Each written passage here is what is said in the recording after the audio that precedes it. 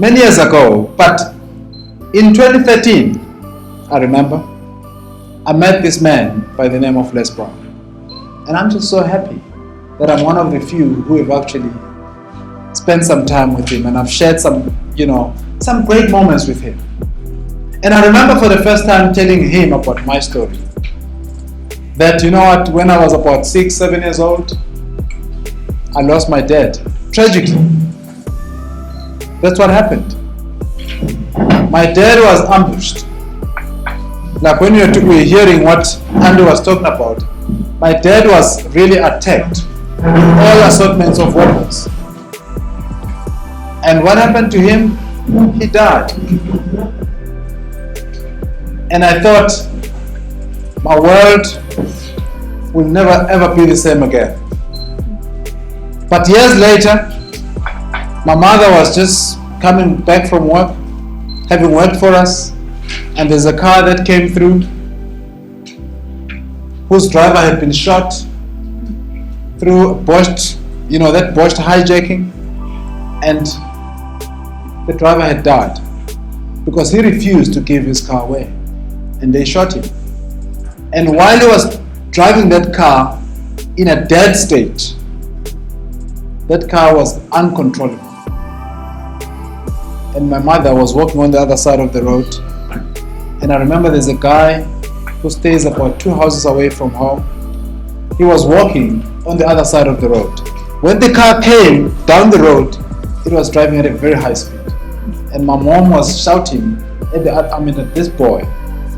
And he said to him, "Move away, you see that car that's coming? Move away." But instead, when it came, it changed the direction, straight to my mother. It just dragged her all over the road, bumping her on these electrical boxes and poles and everything. My mother's body parts were scattered all over the place. People had to come and pick my mother's body parts one by one, putting them inside the bag, so that my mother would be given that decent funeral. And this is not a story, and I'm not sharing this to impress you, but to impress upon you the fact that life can be too short. Sometimes you may think you're helping somebody else, whereas you're the one who may need help. And that happened, but anyway, that was the end, and I thought my life was falling apart. And about 2-3 years later, my brother died mysteriously again. Then we never got to know what happened to him. For 3 years, as a family, searching for him. And I'm just saying, people will look at me and think, oh, he has it easy. It's not easy. I had to deal with those things and more. Those were just a few.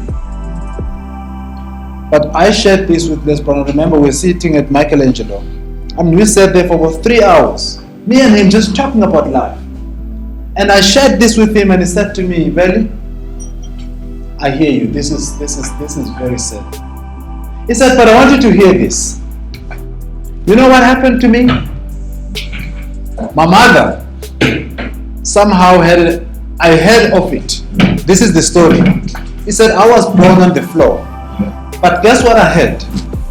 The story that I heard was that my mother had an extramarital affair because my father went to Vietnam, went to the war, and something happened while my mother was left behind, and I was born, me and my brother Wesley.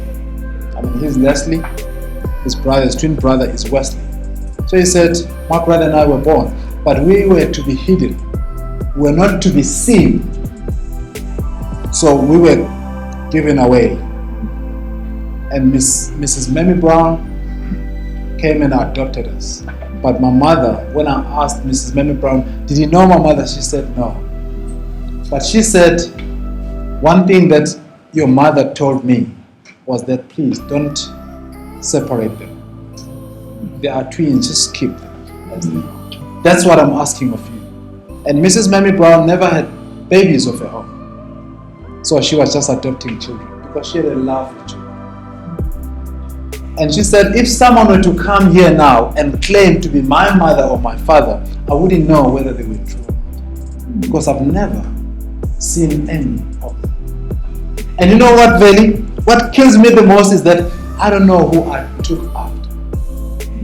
Did I take after my mom or my dad? Were they tall, were they short? I don't even know how they laughed. Now, what do you say, Veli?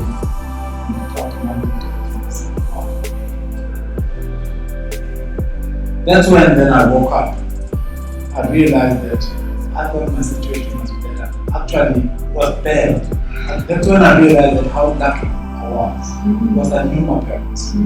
I knew even if someone were to say, I'm your mother or I'm your father, I would say, no, please come and give me bread. I know that. That's why he said that through the ashes will rise.